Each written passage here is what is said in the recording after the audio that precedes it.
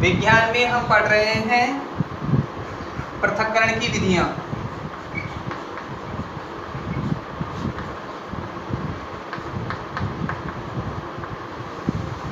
पाठ नंबर 2 में अब हम पढ़ेंगे आज आसवन विधि। पृथक्करण की आसवन विधि, आसवन विधि और प्रभाजी आसवन विधि, केवल दो ही विधियां बच रही है। एक बार इनमें अंतर समझ लेते हैं। प्रभाजी आसवन, प्रभाजी आसवन में 25 केल्विन से कम का अंतर होना चाहिए, 25 केल्विन से कम, और आसवन में होना चाहिए 25 केल्विन से अधिक अंतर। 25 केल्विन से कम अर्थात प्रभाजी आसवन, और 25 केल्विन से अधिक तो आसवन विधि, यानी यहाँ से प्रभाजी हटेगा।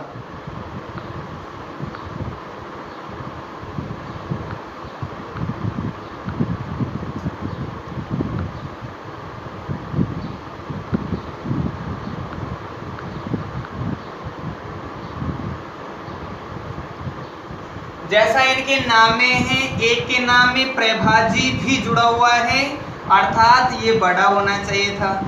यहाँ केवल आसवन है तो ये छोटा होना चाहिए था। अब डिफरेंस ये है, बड़े के साथ कम तापमान है और छोटे के साथ ज्यादा तापमान है। तो आसवन विधि द्वारा ऐसे दो घुलनशील द्रवों को, ऐसे दो घुलनशील द्रवों को पृथक किया जा सकता है जिनकी क्वथनांकों के मध्य, क्वथनांक होता है जिस तापमान पर कोई पदार्थ उबलने लगता है और वाष्प में परिवर्तित होने लगता है। तो 25 डिग्री सेल्सियस या 25 डिग्री केल्विन से अधिक अंतर होगा तो उन मिश्रण को पृथक करने के लिए आसवन विधि प्रयोग में लाई जाती है। और जिन मिश्रणों में, जिस विलेयशील या घुलनशील पदार्थों के मिश्रण में 25 डिग्री केल्विन से कम का अंतर है, तो वहां हमें प्रभाजी आसवन विधि काम में लेनी होती है। पहले हम आसवन विधि के बारे में पढ़ेंगे।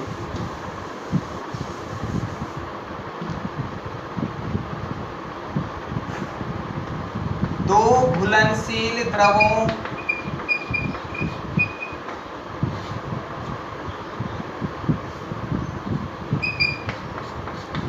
जिनके क्वथनांकों का अंतर, जिनके क्वथनांकों का अंतर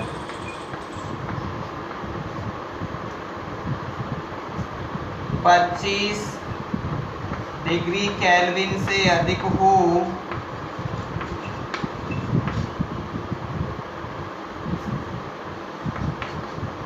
उन्हें पृथक करने के लिए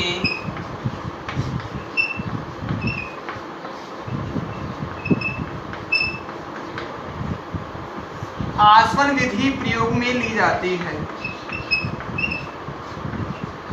या फिर आसवन विधि का प्रयोग किया जाता है।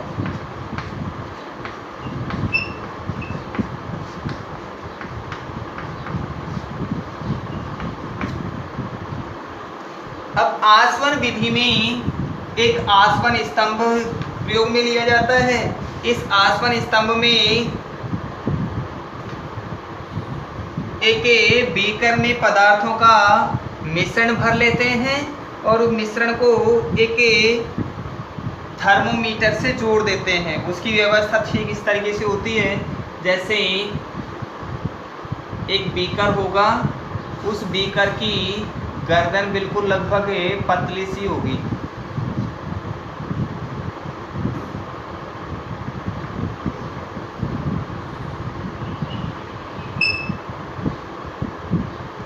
इस बीकर को एक स्तंभ पर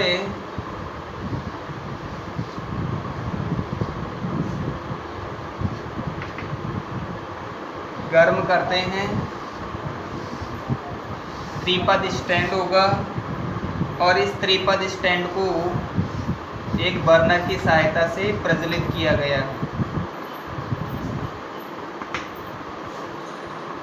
इसके इस भाग में यहाँ द्रव मटेरियल भरा होगा जो हमें पृथक करना है। यहाँ एक कार्क लगा होता है, इस कार्क की सहायता से इसे बिल्कुल वायुरोधी बना दिया जाता है। इस भाग पर एक परख नली, एक थर्मोमीटर जोड़ दिया जाता है। इस भाग पर एक थर्मोमीटर जोड़ दिया जाता है। इस थर्मोमीटर की सहायता से उसके तापमान का मापन कर लिया जाता है कि तापमान कितना इसको दिया गया है या किस तापमान पर ये पदार्थ उबल रहा है। एक स्टैंड के साथ, जिससे कि ताकि ये स्थिर बना रहे, एक क्लैंप के साथ साथ इसे कार्क वाले स्थान से जोड़ दिया जाता है, जहां से ये बिल्कुल स्थिर हो जाता है। इस स्तंभ में एक नली को इस प्रकार से जोड़ते हैं। इस स्तंभ में एक नली को इस तरीके से जोड़ते हैं ताकि उस नली का आगे वाला हिस्सा थोड़ा पतला हो।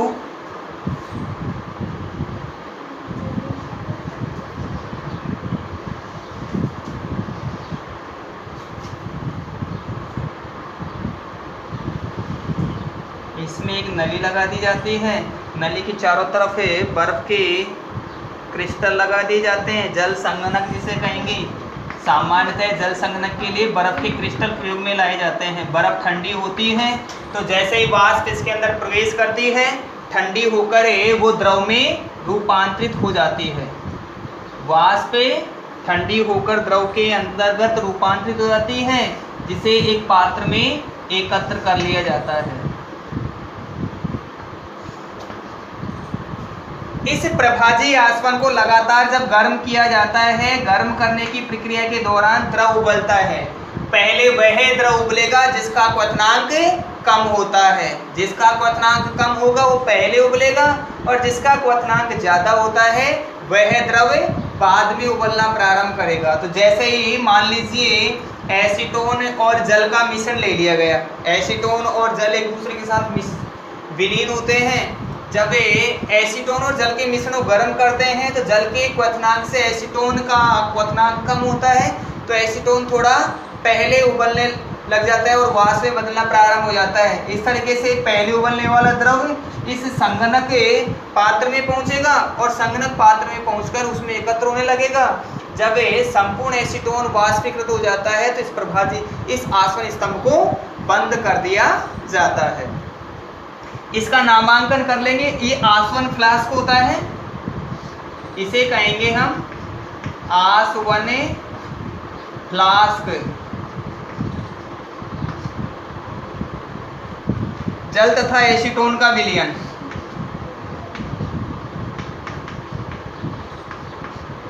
जल तथा एसीटोन विलयन। स्टैंड होगा, ये वाला बर्नर होगा, इसे दे देते हैं नाम बर्नर। यहाँ ये हो गया क्लैंप, इस क्लैंप की सहायता से इसे बांधा जा सकता है। इधर एक जल निर्वात लगाया जाएगा, जल निर्वात। इधर थर्मामीटर का प्रयोग इस संकेतक के लिए करेंगे कि वास्तव में 25 डिग्री सेल्सियस से ज़्यादा तापमान को एकदम से बढ़ाया या घटाया गया तो नहीं है।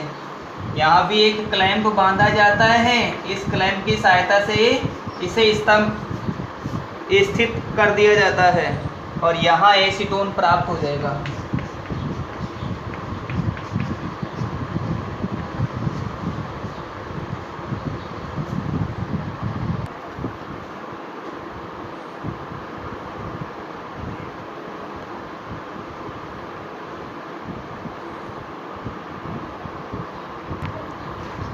विधि लिखेंगे। एक पात्र में हमें जल तथा एसीटोन का मिश्रण लेते हैं।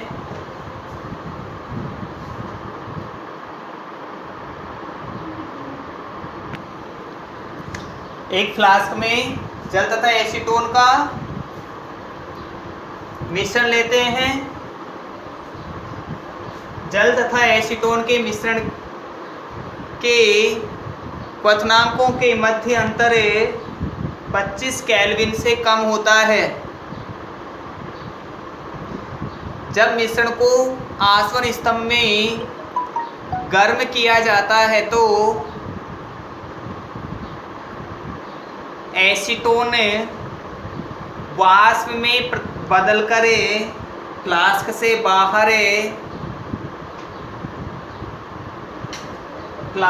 बाहर जल निर्वात की सहायता से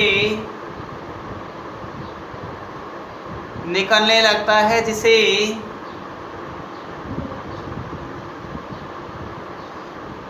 बर्फ के क्रिस्टलों की सहायता से शीतलन किया जाता है। एसीटोन ठंडा होकर द्रव में बदलने लगता है, जिसे एक अन्य पात्र में एकत्र कर लिया जाता है। इस प्रकार पात्र में केवल आसवन फ्लास्क में केवल जल बच जाता है तथा एसीटोन वाष्पीकृत होकर अलग हो जाता है। अब प्रभाजी आसवन विधि के बारे में पढ़ेंगे। प्रभाजी आसवन विधि की तरह ही होती है, बस वहां तापमान में 25 केल्विन से कम का अंतर होता है। क्वथनांकों के मध्य में 25 डिग्री केल्विन से कम हो, उन्हें पृथक करने के लिए प्रभाजी आसवन। यहाँ भी हमें प्रभाजी आसवन लिखना है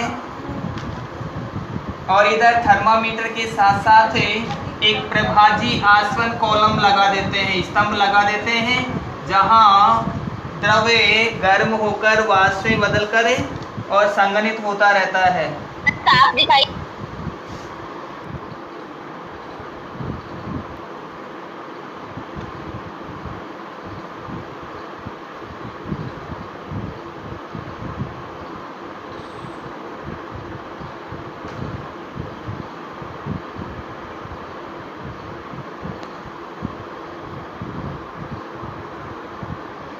प्रभाजी आसवन का उपयोग वायु के मिश्रण को पृथक करने तथा पेट्रोलियम में से विभिन्न संगठकों को पृथक करने में प्रयोग में लिया जाता है।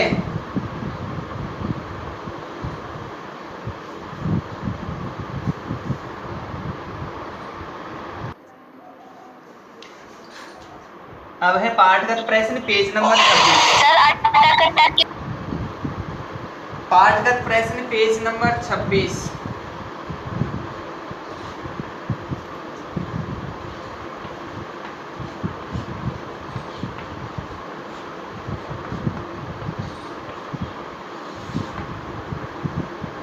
पहला प्रश्न है, पेट्रोल और मिट्टी का तेल जो कि आपस में घुलनशील है के मिश्रण को आप कैसे पृथक करेंगे। पेट्रोल तथा मिट्टी के तेल के क्वथनांकों में 25 डिग्री सेल्सियस से अधिक का अंतर है। प्रश्न नंबर 1 है, पेट्रोल और मिट्टी का तेल हमें कंडीशन में दिया गया है, आपस में घुलनशील भी है, लेकिन इनके क्वथनांकों में 25 डिग्री सेल्सियस से अधिक का अंतर है। जब 25 डिग्री से अधिक का अंतर होता है तो आसवन विधि प्रयोग में लाई जाती है। तो हम आंसर में लिखेंगे पेट्रोल तथा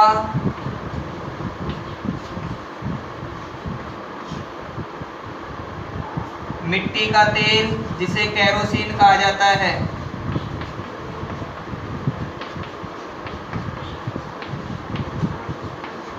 तेल का मिश्रण आसवन विधि से पृथक करेंगे।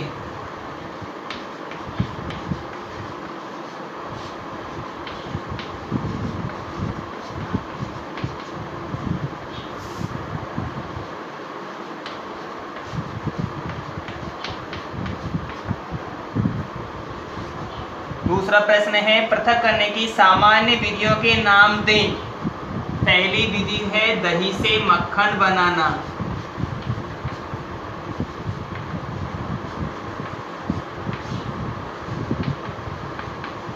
दही से मक्खन बनाने के लिए अपकेंद्रण विधि प्रयोग में लाई जाती है। इसमें लिखेंगे अपकेंद्रण विधि।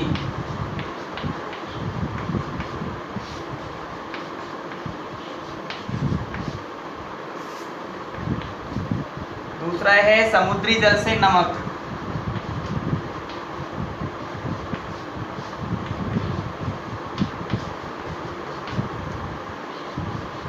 समुद्री जल से नमक बनाने के लिए वाष्पीकरण की विधि प्रयोग में ली जाती है। नमक से कपूर पृथक करना।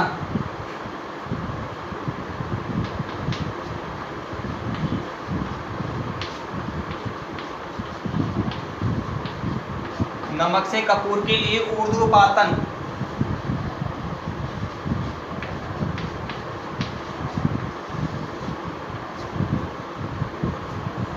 क्रिस्टलीकरण विधि से किस प्रकार के मिश्रणों को पृथक किया जा सकता है?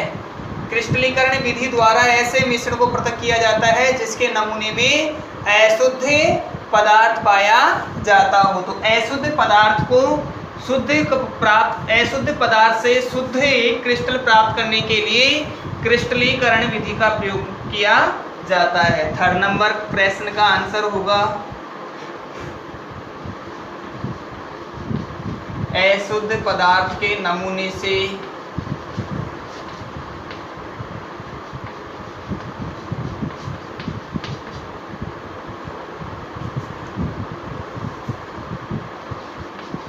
शुद्ध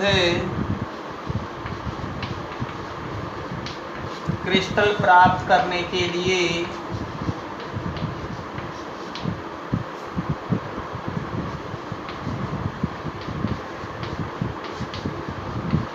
क्रिस्टलीकरण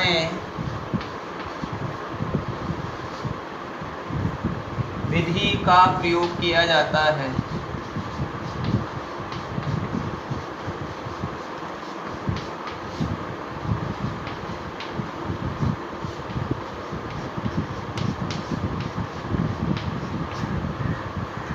इसके साथ साथ ऐसे पदार्थों को भी इस विधि द्वारा पृथक किया जा सकता है जिन्हें गर्म करने पर वे झुलस जाते हैं। जैसे चीनी है, अगर चीनी किसी मिश्रण में घुली हुई है तो पृथक करने उसे गर्म करने पर चीनी काले या भूरे रंग में बदल जाती है।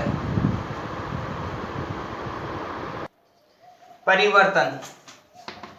पदार्थों में होने वाला बदलाव ही परिवर्तन कहलाता है। पदार्थों में होने वाला बदलाव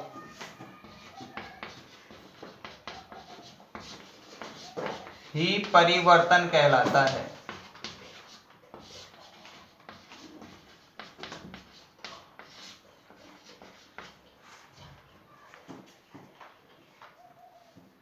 जल का बर्फ में बदलना, बर्फ का जल में बदलना और जल का वाष्प में बदलना, ये परिवर्तन ही होते हैं। अब परिवर्तन के प्रकार।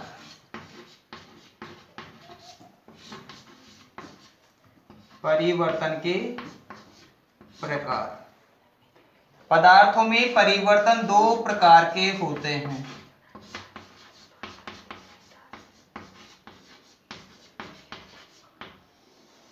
पदार्थों में परिवर्तन 2 प्रकार के होते हैं।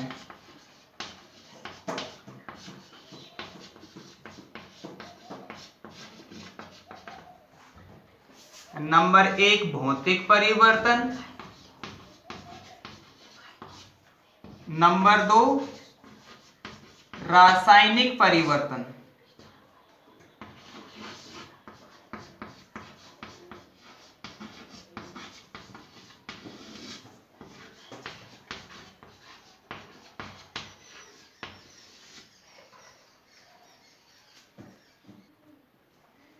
पहला परिवर्तन हम हेडलाइन डाल देते हैं भौतिक परिवर्तन।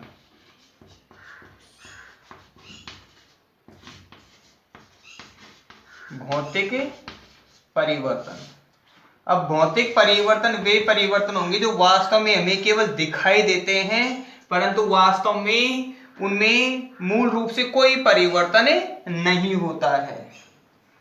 पदार्थों में होने वाले वह परिवर्तन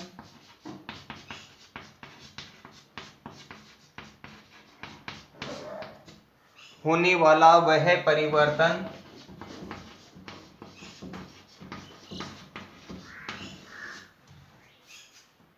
जिसमें पदार्थ के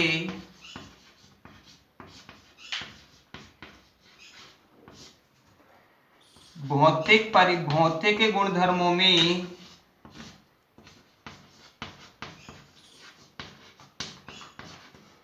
अब भौतिक गुणधर्म होते हैं आकार,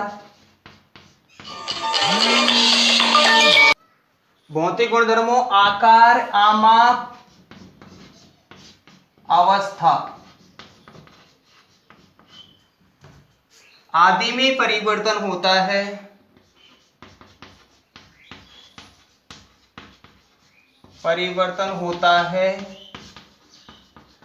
परंतु रासायनिक गुणधर्मों में कोई परिवर्तन नहीं होता।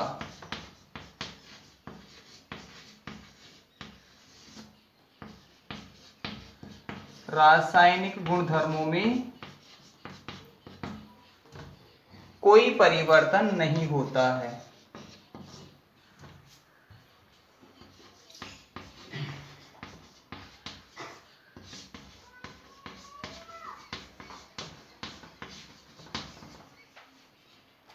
भौतिक परिवर्तन कहलाता है।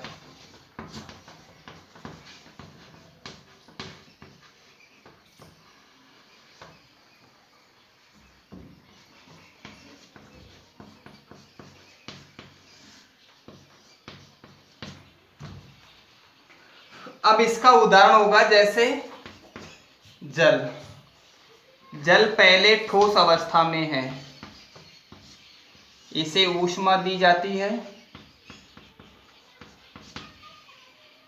और ठोस अवस्था में है ये बर्फ में। ऊष्मा देने पर यह द्रव अवस्था में बदल जाता है, जहां ये जल बन जाता है। इस द्रव अवस्था में इसे और ऊष्मा दी जाती है, अर्थात इसे गर्म किया जाता है। जब इसे गर्म करते हैं तो गर्म करने पर ये वाष्प में बदल जाता है। वाष्प अर्थात गैसीय अवस्था में। पुनः जब वाष्प को ठंडा किया जाता है तो यह जल में बदल जाती है, और जल को और भी ज्यादा ठंडा किया जाता है तो पुनः ये बर्फ में बदल जाता है। अर्थात इसके रासायनिक गुणधर्मों में तो कोई परिवर्तन हुआ, पहले भी वो जल था, बाद में भी जल है और तीसरी अवस्था में भी जल है। केवल उसकी अवस्था परिवर्तन हो रहा है, कभी वो ठोस में है, कभी द्रव में हो रहा है और कभी गैस में। तो ऐसा परिवर्तन जिसमें केवल उसके भौतिक गुणधर्मों में परिवर्तन होता है, रासायनिक गुणधर्मों में किसी प्रकार का परिवर्तन नहीं होता, वह भौतिक परिवर्तन कहलाता है। दूसरा नंबर पॉइंट है रासायनिक परिवर्तन।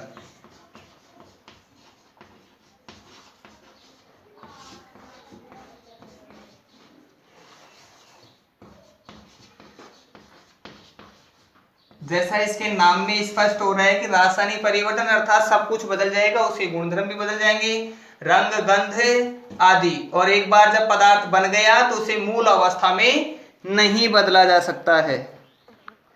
रासायनिक अवस्था में एक बार नया पदार्थ बनने के पश्चात पुनः मूल पदार्थ प्राप्त करना संभव नहीं है।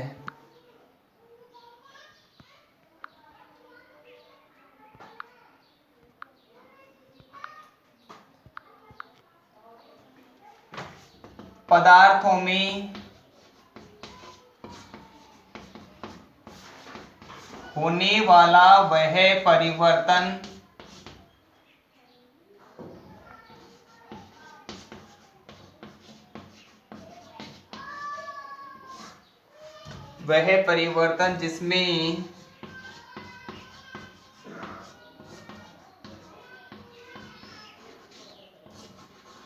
जिसमें पदार्थ के भौतिक गुणधर्मों के साथ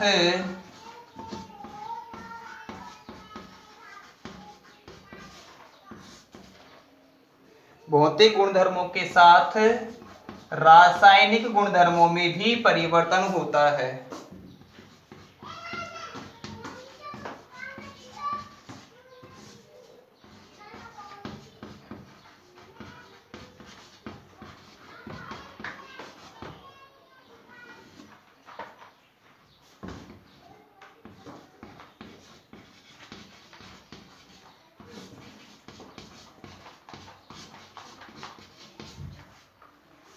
रासायनिक परिवर्तन कहलाता है।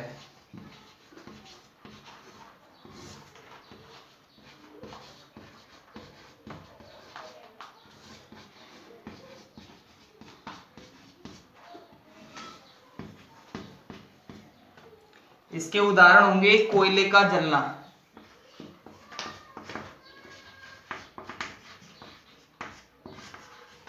कोयले का जलना, भोजन का पाचन।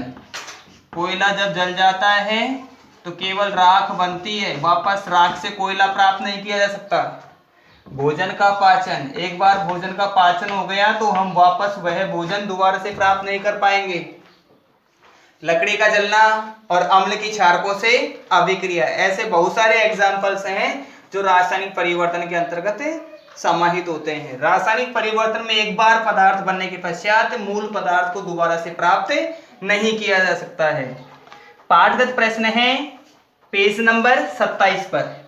निम्नलिखित को रासायनिक और भौतिक परिवर्तनों में वर्गीकृत करें। हमें केवल वर्गीकृत करना है और ये बताना है कि कौन सा परिवर्तन होगा। पेड़ों को काटना, जब पेड़ को काटा जाता है तो पेड़ में पाए जाने वाले विभिन्न संगठक अन्य पदार्थों में बदल जाते हैं। जैसे अगर पीपल के पेड़ को काट दिया जाता है तो उसमें से दूधिया पदार्थ निकलता है जो वायु के संपर्क में आने पर धीरे धीरे गोंद नुमा हो जाता है, अर्थात चिपचिपा हो जाता है। इसका अर्थ है कि पेड़ को काट दिया तो उसके कोई गुण में तो परिवर्तन हुआ है। तो पेड़ को काटना एक रासायनिक परिवर्तन है।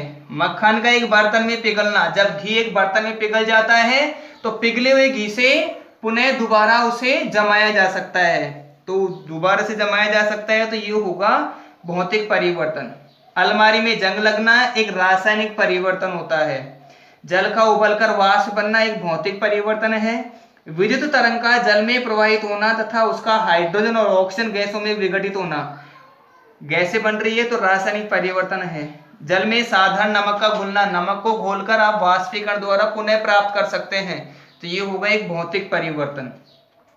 फलों से सलाद बनाना, हमने फलों को सलाद में बनाने के लिए फल को केवल काटा है, उसके गुण में कोई परिवर्तन नहीं होगा, लेकिन काटने के दौरान हमने चाकू का प्रयोग भी किया होगा, तो चाकू फलों के साथ अभिक्रिया करता है, चाकू में उपस्थित आयरन फलों के साथ अभिक्रिया करता है और फल के गुण में परिवर्तन कर देता है। अर्थात हमने सेब को काटा तो कुछ समय पश्चात वह भूरे रंग में बदल जाता है। काटे गए सेब का भूरे रंग में बदलना एक रासायनिक परिवर्तन होता है। तो फलों को काटकर सलाद बनाना एक रासायनिक परिवर्तन होगा। लकड़ी और कागज का जलना एक रासायनिक पदार्थ है। अपने आसपास की चीजों को शुद्ध पदार्थ या मिश्रण से अलग करने का प्रयत्न करें। ये क्वेश्चन है जो गतिविधि पे ऊपर आधारित है और ऐसी गतिविधियां हम स्वयं अपने विवेक से कर सकते हैं। हम क्रिस्टलन कर सकते हैं, अर्थात जल नमक को पानी में घोलकर और वापस नमक को प्राप्त करने की विधि अपना सकते हैं। ये हमें कुछ सामूहिक क्रियाकलाप करने होंगे।